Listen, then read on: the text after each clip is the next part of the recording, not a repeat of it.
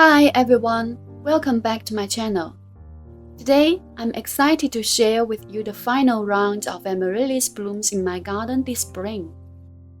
I started capturing blooms on April the 1st, with a second flush in mid-April, and now here we are with the third round. In the first part, I'll show you the beautiful third round blooms with the variety names. And in the second part, I will share some after blooming care tips. Spring and summer are the best seasons for amaryllis growth. At this stage, we should do the right things to ensure healthy plants and beautiful blooms next year. But before we dive into those care tips, let's take a look at the gorgeous blooms from round 3. Let's begin. Right in the front, we have Candy Amaryllis, a beautiful double white amaryllis with soft pink tips on its curling petals.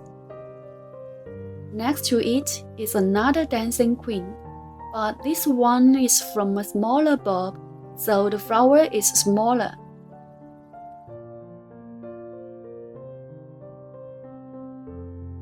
Behind them, you will see Silica and Aphrodite, both nearing the end of their bloom cycle. This stunning double white with red lines from the throat is Nymph.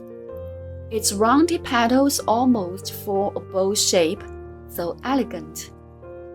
And here's Gervais, a real showstopper. Although it's a single petal variety, it sometimes blooms in a twin flower formation, which means two flowers fused together. The vase is unique because its coloring changes. Usually, it displays beautiful rose pink with contrasting stripes and prominent veining, but sometimes it blooms in solid red, or sometimes it's half reverted back to one of its parents. This little cutie is Picotea, a single-flowered variety with white petals accented by red spots and a fine red edge. Next to it is one of my personal favorites, Beautiful in Motion. This double variety has soft peachy petals with wide white stripes running through the center.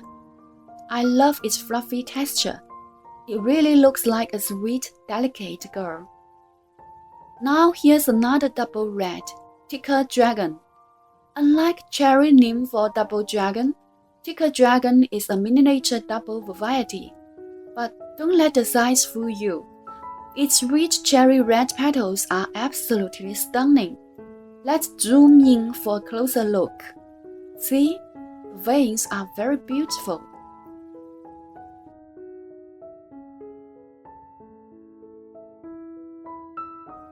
In the back, a large cluster of zombie amaryllis bulbs are in full bloom. Out over 20 bulbs, 9 have flower stalks, and most of those stalks carry 4 flowers each. Even though some are fading, I still have more than 20 flowers blooming at once. Isn't this salmon-colored variety beautiful? Next up is an unnamed hybrid. It's on its second flower stalk. And you will notice some seed pods forming on the other stalks. That's because I cross-pollinated with other double varieties. Beside it is Master Show, a large single-flowered variety with bold red petals, a green throat, and red edges. Thick petals enable the bloom last longer, up to a week. Here's a smaller double-flowered variety with a similar color scheme. It's Flamed Amadeus. The white background with red brushed petals and deep red throat give it a bold, dramatic look. Between Master Show and Flamed Amadeus, which one do you like better? They look similar, do they?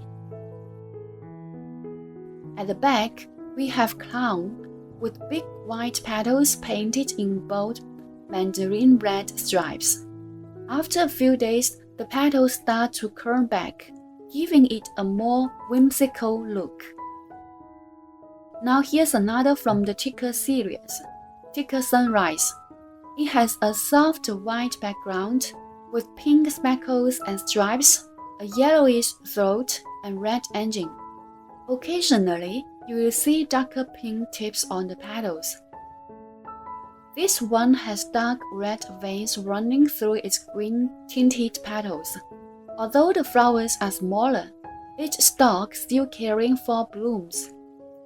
The color contrast is bold and dramatic. And just look at these lilies. I planted only 4 bulbs in this small pot, but they've exploded into more than 20 flowers. So impressive. In the background, you will see the classic variety Minerva, a red bloom with a crisp white stud at the center and a lime green throat. Next to that are the last 2 dancing pink stalks of the season, just starting to bloom. Back in the front is a very special hybrid. You might recognize the flower shape. It takes after its mother, Hippeastrum iguazulum, so unique and wild looking. And finally, a week later, I have Amaryllis McGuay, behind another hybrid. That's all for this final round of Amaryllis blooms from my spring garden. Now let's move on to some important after blooming care tips. The after blooming stage, typically from late spring through autumn, is actually the main growing season for amaryllis. At this point, your amaryllis is a bit like a mother who's just given birth, tired and depleted. The once plump and vibrant bulb might now look a little shrunken and sad. But don't worry, this is normal. Your job now is to help the bulb recover and rebuild its strength for the next blooming cycle. Tip 1. Don't cut the stalk right away.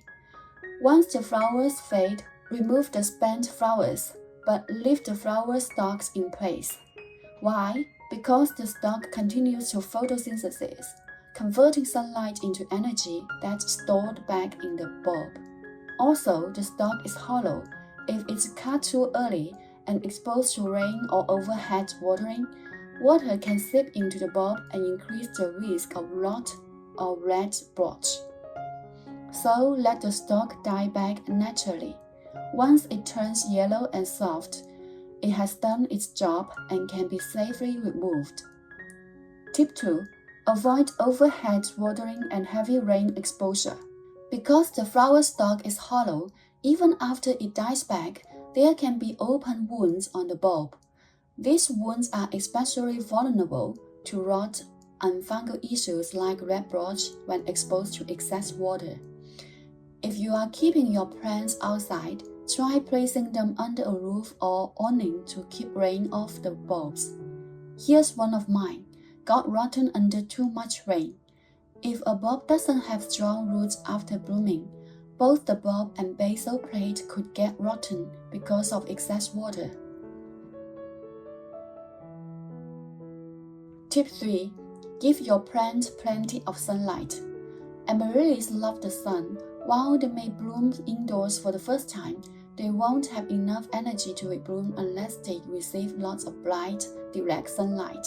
So once blooming is over, move them to a sunny location, outdoors if possible, so they can recharge. Tip 4. Start fertilizing to boost growth. After blooming, it's time to feed your plant. By the way, normally we don't fertilize when the plant is blooming because it will shorten the flowering time. So hold up until after blooming and make sure the bulb has strong root system. Use a balanced NPK fertilizer like 50-50 or an all-purpose fertilizer like 12-4-8. N means nitrogen for leaf growth, P means phosphorus for flower development, K means potassium for root and bulb health. Nitrogen is essential in this stage because it helps grow more leaves. More leaves means more energy for the bulb. I usually feed my amaryllis once every 2 weeks using a balanced fertilizer. In addition, I add some slow-release fertilizer which is higher in potassium on the soil surface to provide continuous nutrient. For slow-release fertilizer, I use only once or twice in the whole after blooming stage. After the first 1 to 2 months, I switch the balanced fertilizer to a bloom booster fertilizer, which is higher in phosphorus. Because after leaves developed, it is more important to promote flower bud development, which phosphorus can play a role in it. Tip 5. Deal with unhealthy bulbs. While fertilizing, make sure your bulbs have healthy roots. If the roots are weak, the bulb will absorb nutrients properly, and fertilizer might actually cause more harm than good. Here's one of my bulbs that looked unhealthy when its flower bud appeared 2 months ago. How can you tell a bulb is unhealthy? First sign, it's much smaller than it was last year. It hasn't regained its size since its last bloom. Second sign, when you gently shake the bulb, it feels loose or wobbly. This can mean weak or rotted roots.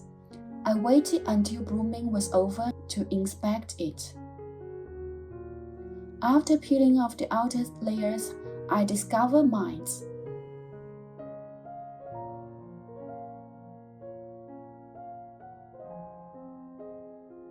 And upon unpotting, I noticed many of its roots were dry and dead. It had a very thick basal plate, usually a sign of poor root development. See, with so few roots, how can a plant grow healthy and bloom again? In such cases, it's helpful to trim the thick basal plate to encourage new root development. Make sure to leave part of the basal plate attached to the bulb. These little spots here are the root eyes. That's where new roots will grow from. Since the bulb was affected by mites, it's best to treat it with a fungicide solution before replanting. Follow the instructions and soak the bulb for about 15 minutes. After soaking, let it dry for a few hours. When it's ready, replant the bulb in fresh, sterilized soil and use the fungicide solution for the first watering. Finally, place the pot in a well-ventilated area, away from direct sunlight. Tip 6. Repot when necessary. Spring or summer is suitable time for repotting. It's important to check if your bulb needs repotting. Here are a few signs it's time. First, the soil hasn't been refreshed in over 2 years. Second, the bulb has outgrown its pot. Third, there are too many bulbs crowding the space.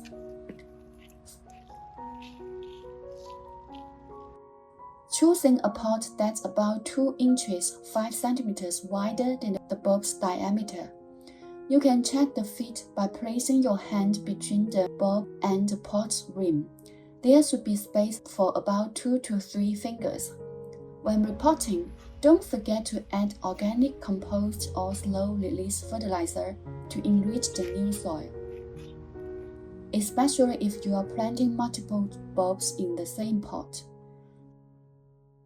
And that wraps up today's video. Thanks so much for watching, and see you next time. Bye!